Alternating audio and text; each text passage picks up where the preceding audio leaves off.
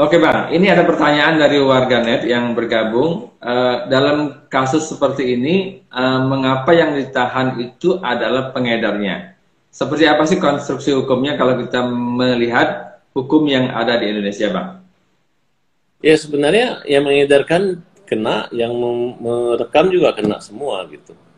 Cuman kan ada pertimbangan-pertimbangan penyidik dan polisi.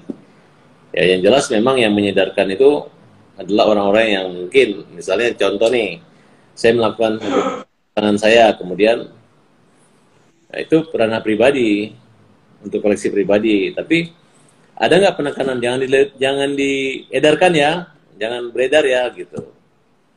Karena nggak ada yang mau beredar karena mereka udah tahu resiko untuk telanjang di depan kamera itu tipis-tipis sekali antara sengaja dengan tidak sengaja gitu. Dengan sebenarnya mereka menggunakan kamera itu unsur kesengajaan itu sudah ada, ketidakhati-hatiannya udah ada gitu. Nah, cuman biasanya korban atau orang yang diedarkan itu adalah korban yang merasa disebarkan. Mereka yang lapor. Tapi untuk sampai saat ini, ketika orang sudah menduga itu adalah dirinya, belum ada laporan pribadi dari mereka untuk minta perlindungan hukum. Ada beberapa artis lalu yang ditahan dan hampir semua terbukti. Kalau untuk transaksi elektronik atau melalui media sosial itu sangat mudah sekali pembuktiannya. Jadi kalau menurut saran Bang Farhad, orang yang diduga mirip mestinya minta perlindungan polisi ya, segera. Kemudian dia menceritakan alibinya, kenapa itu barang bisa beredar, kenapa gitu. Dan dia harus terang-terangan bahwa itu memang koleksi pribadi mereka. Ini kan menyangkut bentuk dalam tubuh yang harusnya tidak di depan umum menjadi di depan umum kan. Jadi nikmati penjara sampai 6 tahun penjara mending mereka terang-terangan aja sehingga nanti kan pertanggungjawaban mereka bukan lagi digadang-gadang di kepolisian tapi udah di akhirat kira-kira. Jadi dalam satunya mereka mengakui bahwa itu adalah mereka, kemudian mereka minta perlindungan, kemudian mereka minta agar pelaku penyebaran itu dihukum. Baru top. Karena perbuatan itu siapa yang berbuat dia yang bertanggung jawab. Tinggal mereka mau masuk penjara atau ya mereka nggak masuk penjara, hanya tinggal bertobat, kemudian tidak mengulangi melakukan hubungan seks bebas di depan kamera yang memungkinkan untuk beredar atau tersebar luas rekaman itu. Ya, kalau kita lihat nih respon dari teman-teman yang bergabung di sini, Bang ya, memang yang selama ini terjadi, ini mohon dikoreksi kalau misalnya kurang tepat, yang dihukum itu untuk case seperti ini adalah pengedar. Tergantung faktornya. Kalau pelaku yang direkam melaporkan, dia nggak akan dihukum.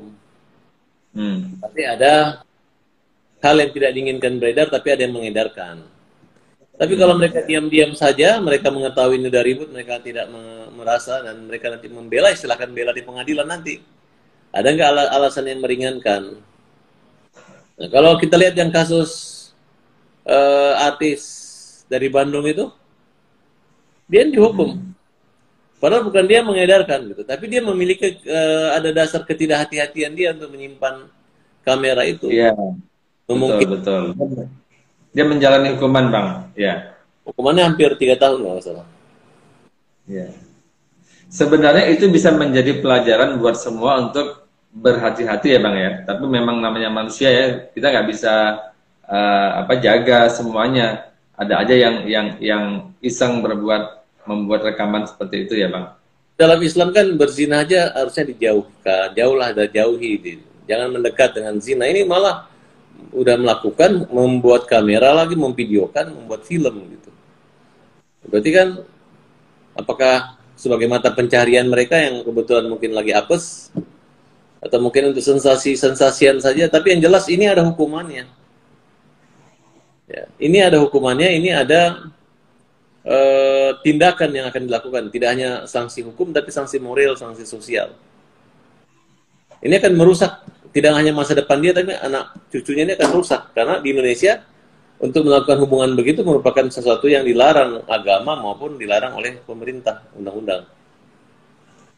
Nah, kalau mereka di dunia barat sana, ya tapi gimana ya? Kalau namanya public figure itu adalah sesuatu yang sering ditonton orang dan itu akan berdampak.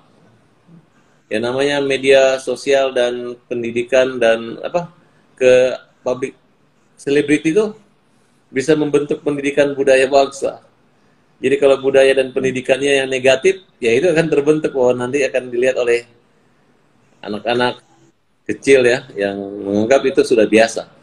Nah, jadi saat inilah ketegasan hukum itu harus menghukum sehingga orang tidak mencontoh gitu. Dan kita nggak usah malu, ini dibuka terang-terangan saja. Karena mereka melakukan cara-cara yang terang-terangan. Apa cara-cara terangan itu? Menggunakan kamera. Kalau kamera itu ya terang-terangan gitu, terekam gitu.